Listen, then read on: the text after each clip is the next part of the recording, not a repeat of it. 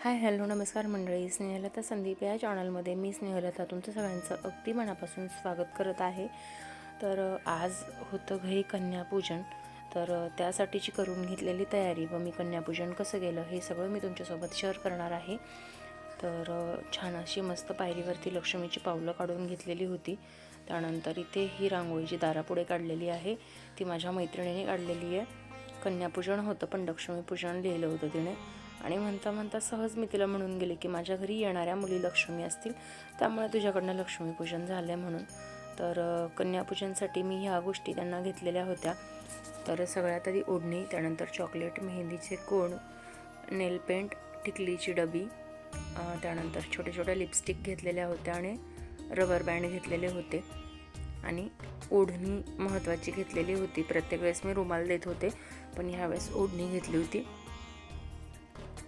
तर बघू शकता या पद्धतीने मी सगळी तयारी करून घेतलेली आहे. मेहंदीच्या कोणाचा जास्त मान असतो, हळदी कुंकू मुलींना कसं देणार, त्यामुळे मग टिकलीची डबी दिली होती आणि त्यांना आवडतील म्हणून चॉकलेट पण घेतलेले होते. त्यानंतर सगळ्यात पहिली माझी लक्ष्मी, ती होती 1 वर्षाची. अष्टमीलाच तिचा वाढदिवस असतो. अगदी लहान बाळ आहे, 1 वर्षाचीच आहे ती आत्ता.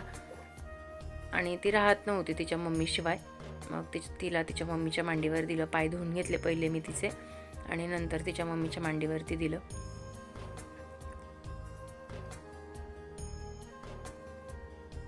अगदी इटुकली पिटुकली लक्ष्मी होती माझी.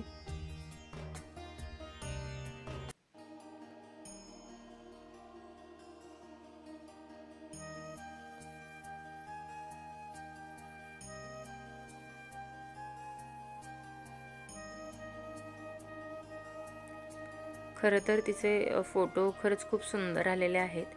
इथे मी अटॅच करत नाही आहे आत्ता, पण तिच्या पद्धतीने बसली आहे त्या पद्धतीने ती एन्जॉय करते त्या सगळ्या गोष्टी. आधीच तिच्या मावशीने तिचं कन्यापूजन केलेलं होतं, त्याच्यामुळे तिला थोडीशी आयडिया होती. एकदाच झालेलं होतं, पण सर्वसाधारण मुलं हुशार असतात, मुली हुशार असतात बऱ्यापैकी. तर छानपैकी तिला मस्त असा टिक्का लावून घेतला होता आणि ती ऑब्झर्वेशन खूप करत होती माझं. खरं तर आमच्या गावाकडे कन्यापूजन वगैरे आधी केलेलं मी कधी बघितलेलं नव्हतं. पण जसं मी इथे आलेली आहे लग्नानंतर मी बऱ्याचशा गोष्टी करायला लागली आहे. त्यामध्ये ही सुद्धा गोष्ट आहे. कन्यापूजन जे मी प्रत्येक नवरात्रीला करून घेत असते. खरं तर मला खूप चांगला अनुभव आलेला आहे कन्यापूजनचा. पहिल्यांदा जेव्हा मी कन्यापूजन केलं होतं त्यावेळेस ज्या घरात मी केलं होतं त्या घरात फक्त मुली जेवायला बसवण्यासाठी सुद्धा जागा नव्हती. अगदी ताटाला ताट लागत होतं. पण पुढच्याच वर्षी देवाच्या कृपेने घर झालं आणि तिथून पुढे मी घरात कन्यापूजन करायला लागले. तर ती खूप आवडीने त्या सगळ्या गोष्टी बघत होती, सगळ्या गोष्टी हात लावून बघत होती. खूप मस्त वाटलं.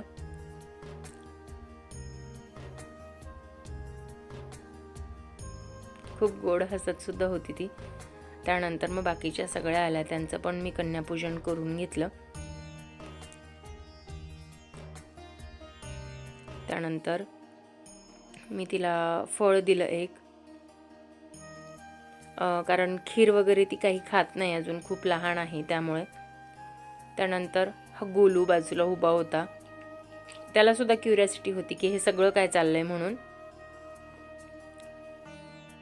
मग मी त्यालाही बसवून घेतलं, त्याची पूजा करून घेतली.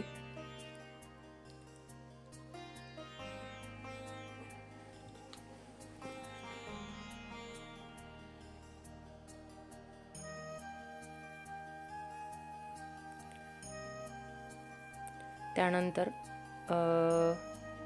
घरी येणाऱ्या सगळ्या लक्ष्मी घरी आल्या. अजून काही जणी यायच्या होत्या, वेगवेगळ्या ठिकाणून येणार होते, त्यामुळे वेगवेगळ्या आल्या होत्या त्या. या सगळ्या श्रेयाच्या मैत्रिणी आहेत. त्यानंतर माहीत नाही, पण कन्यापूजनचा मी व्हिडिओ जेव्हा शूट करत होते त्यावेळेस सगळा व्हिडिओ अचानक असा शूट झालेला आहे, क्लिअर आलेला नाही आहे. एक व्हिडिओ आहे जो मी पुढे अटॅच करते, ज्यात मी अगदी व्यवस्थित सगळं दाखवलेलं आहे. पण पूर्ण कन्यापूजन म्हणजे त्यांचे पाय धुण्यापासून, स्वस्तिक काढलं त्यांच्या पायावरती, हळदी कुंकू लावलं, ओढणी, परत हळदी कुंकू दिलं, फूल दिलं, बाकीच्या वस्तू दिल्या, हे सगळं केलेलं आहे. पण व्हिडिओ शूट झाला नाही, हे माहीत नाही असं का झालं.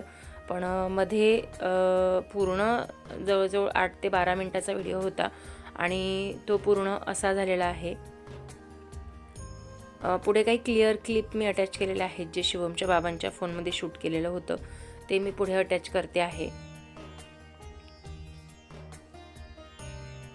मला खरंच अजून पण हे लक्षात आलेलं नाहीये की हे असं का झालं असेल.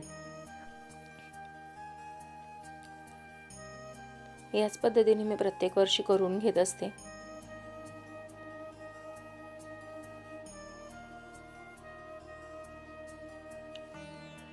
पहिले पाण्याने त्यांचे पाय धुते, त्यानंतर दुधाने परत पाय धुते, परत पाणी ओतून पाय धुवून स्वतःच्या पदराला पुसते. त्यानंतर ह्या वर्षी मी पहिल्यांदाच त्यांच्या पायावरती स्वस्तिक काढलं होतं. हळदी कुंकू वाहून घेतलं पायावरती, त्यानंतर ओढणी डोक्यावर टाकून घेतली, त्यानंतर त्यांना हळदी कुंकू देऊन घेतलं, सगळ्या गोष्टी देऊन घेतल्या आणि नंतर परत स्वतःचं डोकं टेकवेल या पद्धतीने पाय पडायचा असतो.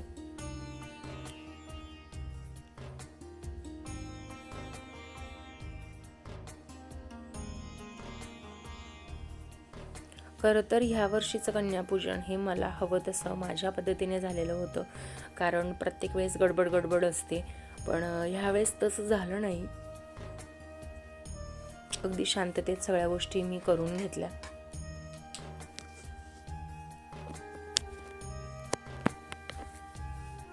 आणि सगळ्या गोष्टी ह्या मुलींच्या आवडीच्या होत्या. काय होतं, वही पुस्तक देणं ही खूप चांगली गोष्ट आहे, मुलींना त्याचा फायदा होतो, पण देताना अशा मुलींना द्याव्या ज्यांची परिस्थिती नाही आहे त्या सगळ्या गोष्टी घेण्याची. पण आत्ता काय होतं माहिती आहे का, शाळेकडनं सगळ्या वह्या पुस्तकं या मुलींना मिळत आहेत, त्यामुळे वेगळे वह्या पुस्तकं घेण्याची त्यांना गरज नसते. त्यामुळे मग काय होतं, लहान मुलींना सहसा टिकली, बांगडी, गंध, पावडर ह्या सगळ्या गोष्टीच खूप आवडत असतात, त्यामुळे मग त्याच गोष्टी घेतल्या मी.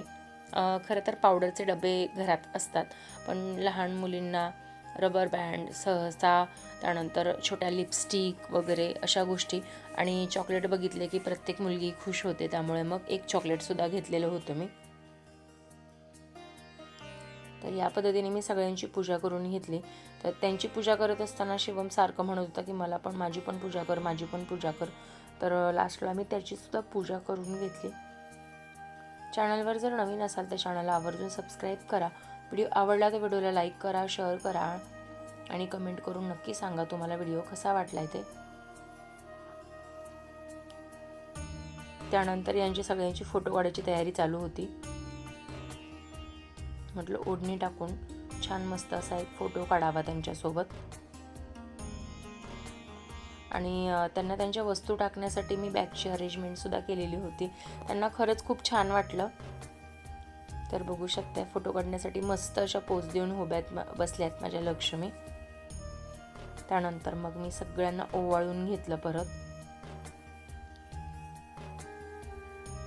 त्यांना खरंच खूप ती मज्जा वाटत होती. आणि प्रत्येक वर्षी मला असं वाटतं की जेवढ्या मानसन्मानाने आपण कन्यापूजन करतो तितकंच त्यांचा आदरसुद्धा केला पाहिजे. म्हणजे लहान मुलींचाच नाही, प्रत्येक स्त्रीचा. आणि आजकालच्या जगात जे बाहेर चालू आहे ते बघता तर असं वाटतंय की मुली जितक्या आपल्या मुली आपल्याकडे जितक्या सुरक्षित आहेत तितक्याच दुसऱ्याच्या घरीसुद्धा आहेत का. त्यामुळे त्या जेव्हा माझ्या घरी आल्या त्यावेळेस ह्या सगळ्या श्रेयाच्या मैत्रिणी होत्या आणि घरापासून थोडं दूर राहत होत्या. त्यामुळे मग मी शिवमचे बाबा सोडवायला जाणार होते, पण मी स्वतः त्यांच्यासोबत गेले, कारण कितीही म्हटलं तरी नाही पटकन कुणाचा विश्वास बसत. त्यामुळे मग मी स्वतः सोडवायला गेले होते त्यांना. आणि त्यानंतर शिवमला सुद्धा पाय पडायला सांगितलं, शिवमच्या बाबांना सुद्धा पाय पडून घ्यायला सांगितलं.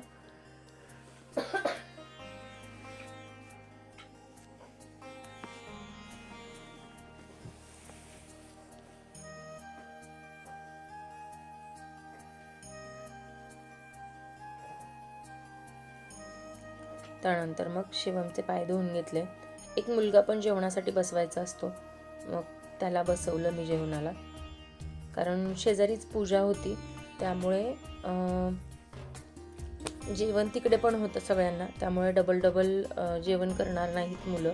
त्यामुळे मग जेवण मी यावेळेस कमी बनवलं, पण छान सगळ्यांना आवडलं ते, साधं सिंपल.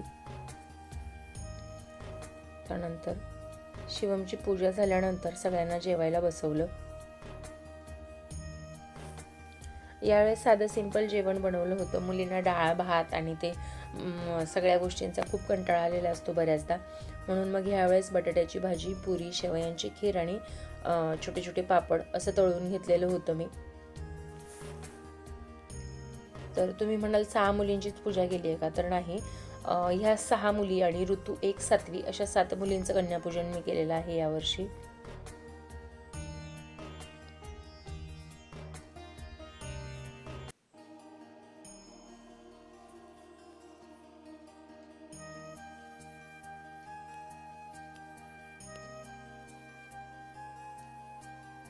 तर इथे मी देवीचा नैवेद्य बाजूला काढून घेतला होता, देवीला ठेवून घेते आणि त्यानंतर मुली जेवायला बसतील. खरं तर काही गोष्टी मला पर्सनली असं वाटतं कराव्यात. खूप फरक दिसून येतात, खूप फरक जाणवतो. आपण काय म्हणतो की ते केल्याने काय होतं, हे केल्याने काय होतं, पण होतं काहीतरी. जे तुम्ही कराल तेव्हा तुम्हाला अनुभव येतील, तुम्हाला ते समजेल. मला तरी असं वाटतंय की जेव्हा मी पहिल्यांदा कन्यापूजन केलं तेव्हा माझं स्वतःचं घर नव्हतं, पण कन्यापूजन झाल्यानंतरच 2 महिन्यात माझं घर बुक झालं. त्यामुळे मला देवावरती प्रचंड विश्वास आहे. शिवमच्या बाबतीत सुद्धा स्वामी माझ्या आयुष्यात आले आणि 1 आठवड्यात मला शिवमची शाळा भेटली. तिथे गेल्यानंतर तो छान बोलू लागला. त्यामुळे देव आहे आणि देव आपल्याकडनं सगळ्या गोष्टी करून घेत असतो, त्या फक्त आपण करायला हव्यात.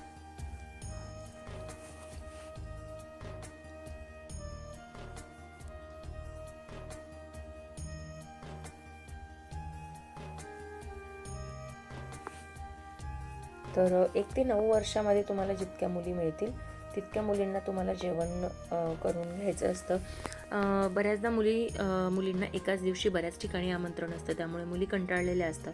तर तुम्ही साधं सिंपल फक्त खीर, डाळ भात, एक सिंगल काहीतरी ठेवू शकताय, किंवा काही काही ठिकाणी फक्त कन्यापूजन केलं जातं, कन्याभोजन केलं जात नाही.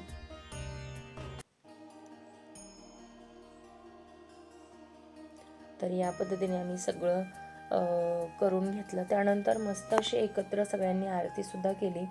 आरती केली म्हणजे सगळ्या कन्यांनी आरतीचं ताट घेतलं, आरती केली आणि सगळ्यांनी सोबत आरती केली आम्ही. त्यामुळे आजचा दिवस अगदी स्पेशल होता, अगदी छान गेला. माझे व्हिडिओज बऱ्याचदा तुमच्यासोबत शेअर केले जात नाही आहेत, पण काही तांत्रिक अडचणीमुळे मी ते नाही करू शकत आहे. पण जे व्हिडिओ येत आहेत त्यांना सुद्धा तुम्ही अगदी सुंदर प्रतिसाद देत आहेत. तर तुम्हाला आजचा माझा व्हिडिओ आवडला असेल तर व्हिडिओला लाईक करा. चॅनलवर जर नवीन असाल तर सबस्क्राईबसुद्धा नक्की करा. आणि माझा आजचा व्हिडिओ तुम्हाला कसा वाटला आहे हे कमेंट करून नक्की सांगा की छान वाटला आहे, कसं केलं, काय केलं, याचीसुद्धा मी पूर्ण माहिती तुम्हाला शेअर करेन. पण तुम्हाला जर व्हिडिओ आवडला असेल तर लाईक करा. त्यानंतर माझ्यासोबत आलेली ती जी कन्या होती तिला सोडवायला गेल्यानंतर मला समजलं की अरे आमच्या घराजवळच देवीचं मंदिर आणि अगदी सुंदर आहे. 4 वर्षात हे मंदिर मी कधीच बघितलेलं नव्हतं आणि ती जी कन्या माझ्या घरी आली होती ती लक्ष्मी स्वरूपात माझ्या घरी आली असावी आणि तिने मला त्या देवीपर्यंत पोहोचवलं असावं असं मला थोडक्यात वाटलं. श्रेयासुद्धा माझ्यासोबत होती. त्यानंतर देवीचं दर्शन घेतलं आणि तिथून आम्ही निघालो आणि त्या देवीला बघताच मला असं वाटलं की देवीची ओटी भरावी का. तर मग दुसऱ्या दिवशी म्हणजे उद्या आज माझा ओटी भरण्याचा विचार आहे. तर मी ओटी कशी भरते, काय भरते हे सगळं मी तुमच्यासोबत शेअर करेन. पण व्हिडिओ बघत राहा, चॅनलला सबस्क्राईब करा. चला तर मग भेटूया नेक्स्ट व्हिडिओमध्ये नवीन काहीतरी घेऊन. तोपर्यंत स्वस्त राहा, मस्त राहा, स्वतःची काळजी घ्या आणि देवपूजा करत राहा. बोलांबे की जय.